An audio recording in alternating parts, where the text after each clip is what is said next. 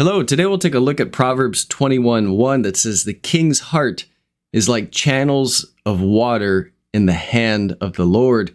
He turns it wherever he wishes." This is such a powerful proverb, as we'll take a look at. It points to the absolute sovereignty and power of God in all things, even in things we think may not be under his control or his will. But every authority on earth, every position of authority, all power is granted from God to man that he chooses to give it to or take it away from.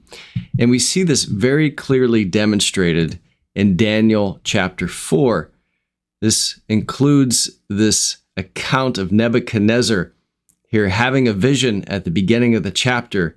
He goes on to describe the vision, which includes this large tree. It says, "The tree grew large and became strong, and its height reached to the sky, and it was visible to the end of the whole earth. Its foliage was beautiful, and its fruit abundant, and in it was food for all. The beasts of the field found shade under it, and the birds of the sky dwelt in its branches, and all living creatures fed themselves from it. But yet, after that, the tree gets chopped down," talks about its branches being lopped off, having all of its foliage stripped, its fruit scattered. And so we see that something's happening, being communicated, that looks pretty serious in this dream.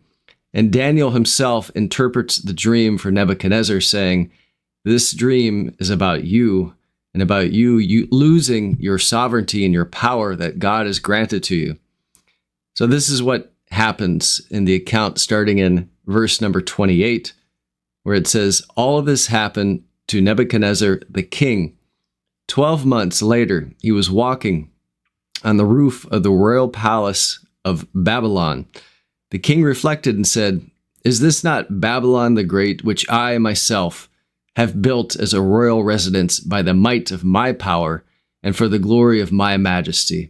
So we have the king on the roof of his palace admiring his dominion and his kingdom and telling himself that he built it, that by his strength, for his glory and his majesty, all this was accomplished. Well, we know that isn't true, of course, because of Proverbs 21:1 that we read at the beginning. The Lord was the one who worked through Nebuchadnezzar, who granted him sovereignty and used him even as a tool of correction against Israel and other nations. Because of Israel's disobedience, he allowed Babylon and Nebuchadnezzar to come against Israel and have victory over it and lead them into captivity as a punishment against Israel. And so the Lord used them, or essentially sanctified them, as a tool against Israel. But yet, Nebuchadnezzar took credit for this. And we can't be too harsh on Nebuchadnezzar because we fall victim to the same form of pride ourselves. Even as Christians, we a lot of times will be tempted with the thought that I have done something. It was my doing. I did this. It was by my power, my strength, or I attempt to do things by my strength without counsel, without seeking God's help in something. I think we've all made that mistake often, taking credit or forgetting to give him credit for things. And we're quickly reminded that without him, we can do nothing. He is the vine and we are the branches. Apart from him, I can accomplish no thing. I can do no thing. I have no power on my own against sin or anything else in this world. And we know that from Philippians chapter 2 as well, where Paul says, "So then, my beloved, just as you have always obeyed, not as in my presence only, but now much more in my absence, work out your salvation with fear and trembling." This fear and trembling isn't because we can lose our salvation. It's because God has worked it within us. And he's the one at work within us, as we'll see is demonstrated within Nebuchadnezzar as well. But we work it out with fear and trembling because God is doing mighty things and his power is mighty within us. Because Paul concludes here in verse 13 by saying, "For it is God who is at work in you, both to will and to work for his good pleasure." That is what brings about fear and trembling, knowing that God is doing and moving in mighty ways inside of me to bring about transformation and sanctification in my life. And so I come before him in fear and trembling because he's worthy of all glory and praise and honor and credit in all of these things. And we'll see what happens when someone lacks that fear and trembling, as Nebuchadnezzar did, taking all the credit for himself. The Lord humbled him.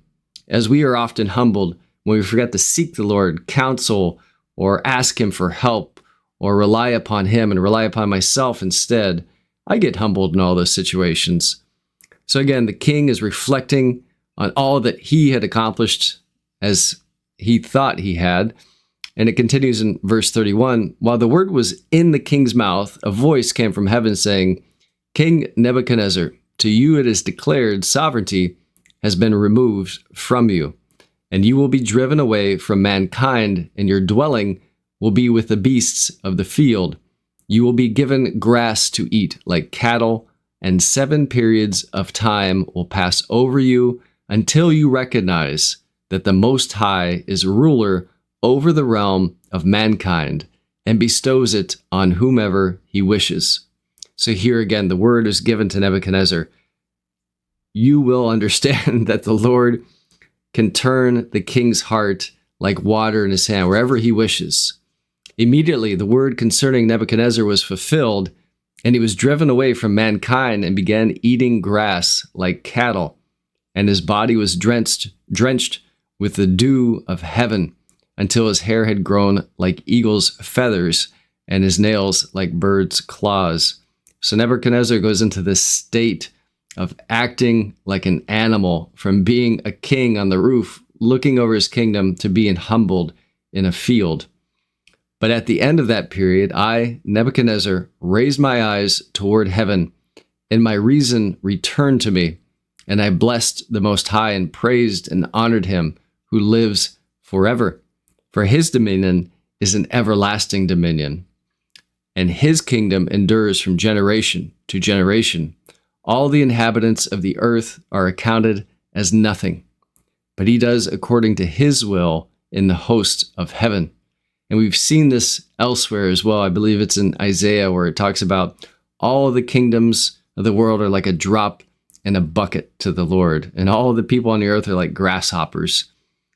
We have to remember the scale, because we often get overwhelmed and impressed with the scale of things on earth. But yet, in comparison to the Lord, of course, his sovereignty and power are so much greater. And among the inhabitants of the earth, and no one can ward off his hand or say to him, what have you done? So again, we have the mention of the Lord's hand, which refers back again to Proverbs 21:1. It says, the king's heart is like channels of water in the king's hand. He turns it wherever he wishes. He can do whatever he wants with rulers and with authorities here on earth. And for that time, my reason returned to me. Or it says, and that time my reason returned to me, and my majesty and splendor were restored to me for the glory of my kingdom. And my counselors and my nobles began seeking me out. So I was reestablished in my sovereignty, and surpassing greatness was added to me. So we see here, the Lord had brought Nebuchadnezzar up. Nebuchadnezzar had grown prideful. He removed his sovereignty. He was humbled. He was brought to humility. Nebuchadnezzar acknowledges God's sovereignty and power in all things, and the Lord again restores him. Now I, Nebuchadnezzar, praise, exalt, and honor the King of heaven. For all his works are true, and his ways just, and he's able to humble those who walk in pride. So we have everything's come full circle, from him taking glory and honor for himself on the roof of his palace, to eating grass like an animal in a field, and then having everything restored to properly give God his just honor and glory after that. So we just have a few quick thoughts here to summarize. First, from Psalm 2, that also perfectly encapsulates the same idea. It says, why are the nations in an uproar, and the peoples devising a vain thing? The kings of the earth take their stand, and the rulers take counsel together against the Lord and against his anointed, saying, let us tear their fetters apart and cast away their cords from us. He who sits in the heavens laughs, and the Lord scoffs at them. Then he will speak to them in his anger and terrify them in his fury, saying, but as for me, I have installed my king upon Zion, my holy mountain. I will surely tell of the decree of the Lord. He said to me, "You are my son. Today I have begotten you. Ask of me, and I will surely give the nations as your inheritance, and the very ends of the earth as your possession. You shall break them with a rod of iron. You shall shatter them like earthenware. Now therefore, O kings, show discernment. Take warning, O judges of the earth. Worship the Lord with reverence and rejoice with trembling. Do homage to the Son, that he not become angry and you perish in the way, for his wrath may soon be kindled. How blessed are those who take refuge in him."